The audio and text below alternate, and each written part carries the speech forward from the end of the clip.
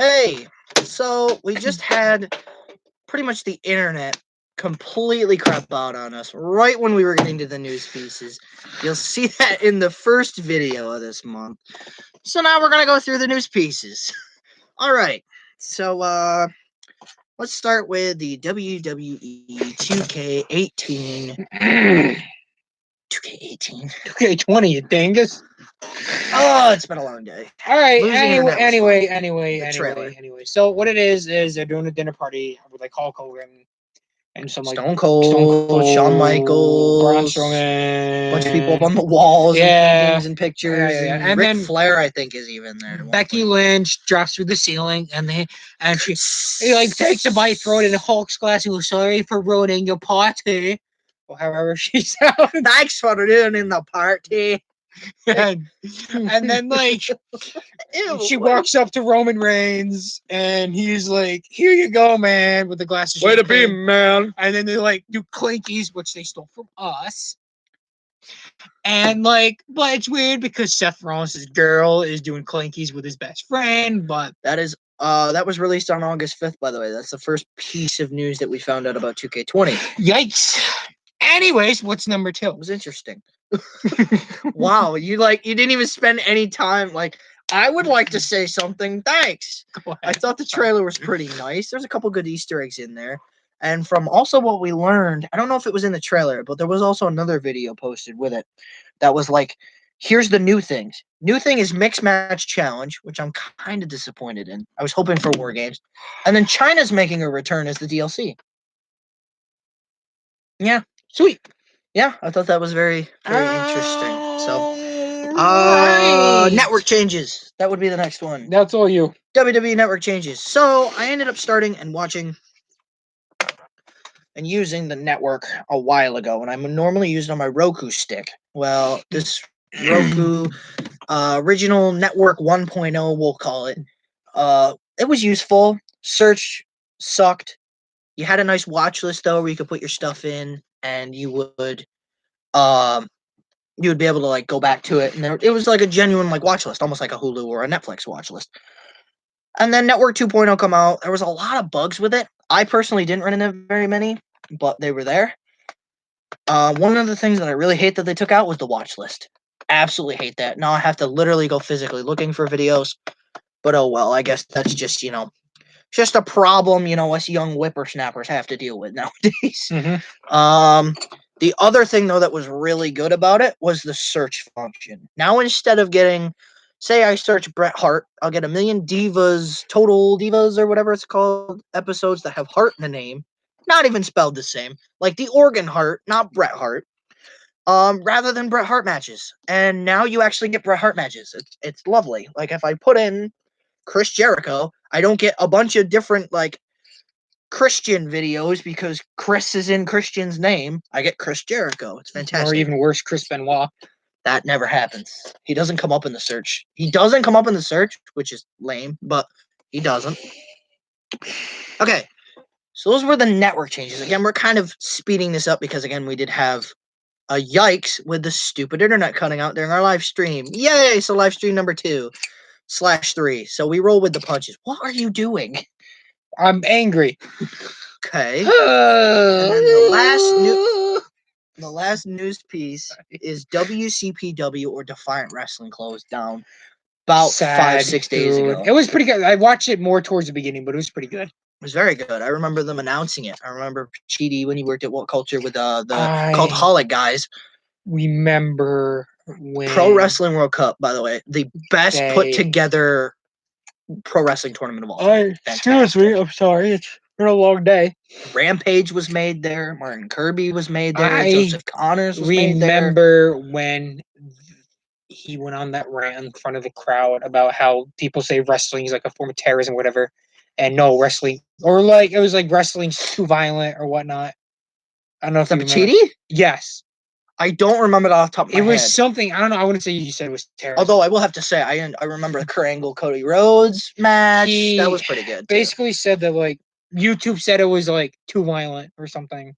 or something happened. I don't know, something happened, and then he went on this whole like speech about how wrestling isn't terrible and it brings people together more than it It pushes them apart. does. That's what that It really basically does. some So of it was. he's I don't not remember wrong. exactly what it was about, but I remember him saying that. Yeah.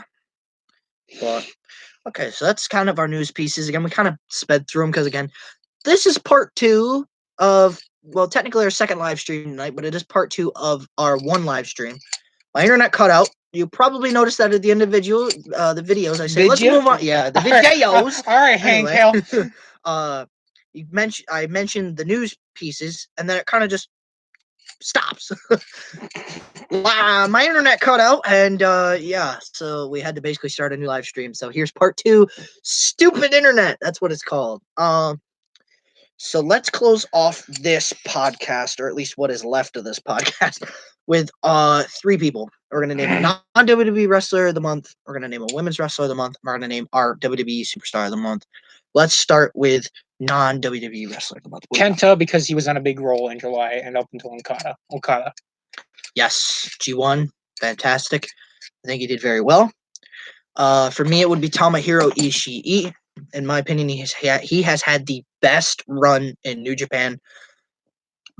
New Japan G1 Climax of recent memory, which is just incredible.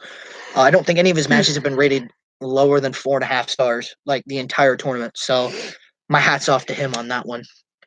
We'll go to women's wrestler of the month. Kelly, first women's 24/7 champion. Okay, so you went with a meme one. I'm gonna go with a legitimate one / bias one, but not really bias. We all know who it is. It's Bailey. Yep. Huge Bailey fan, so I'm gonna put that out there right now. I kind of mentioned it last podcast that I'm a very big 4 Horsewomen fan, but I'm giving it to her not because of my bias. In fact, I felt that Becky Lynch may have also had a better month wrestling wise, but I love the character development for Bailey. Having to sit through the Extreme Rules, kendo stick on a pole match with Alexa Bliss, and watch her get buried for like almost 1.5 years, and finally grow that backbone in July that she should have had the whole time, and get back to almost being her NXT self. It's been glorious, and I haven't been more happy to be a Bailey fan in recent memories. And it all started when she won the Money in the Bank, which was awesome. That was back in June, however. So if you want our thoughts on that, go back to the last podcast. Well, 2 podcasts ago now, because there's a part 1 and then there's a part 2 of this one. And there's a part 2. part 2, because my internet cut out again. No, stupid internet. Part 2. Working into a Shoot episode 2, part 3, stupid internet part 2. No, I'm just kidding. That would be a weird name. Anyway, we're gonna get out of here before it cuts out again, because we've been having issues. So, favorite or best WWE wrestler superstar of the month? Superstar of the month. Bray Wyatt. Let's be real Hands here. down. So, Hands down.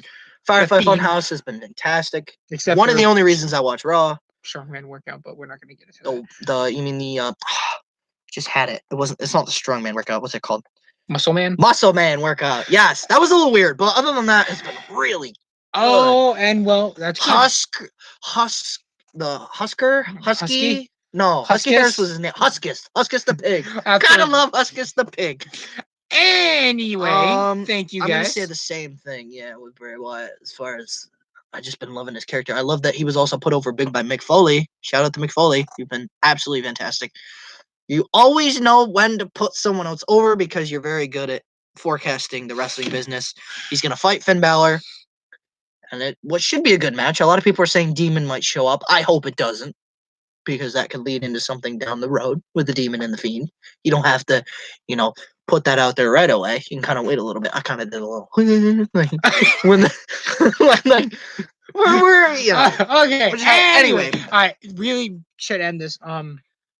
Thank you guys for watching. As always, the part 2 at least. Thank you for watching the part 2. Subscribe, click that bell notification so you can see our beautiful faces every time you open your phone and when we put up a video. Yes. Share it. Trying to get monetized still. Obviously, 1,000 subscribers. We're at 21. So and we're gonna close you on a decent apology. Just saying again, sorry.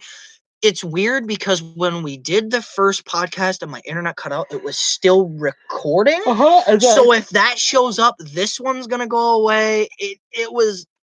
it was not professional on our No, part as far and as today. So hopefully we can whatever. kind of work with that and make it better. But again, we just want to apologize for having to make this one 2 parts.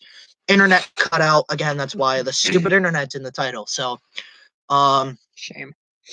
other than that, yep, what he said, and we will see you guys in the next one. Peace. Bye bye, everybody.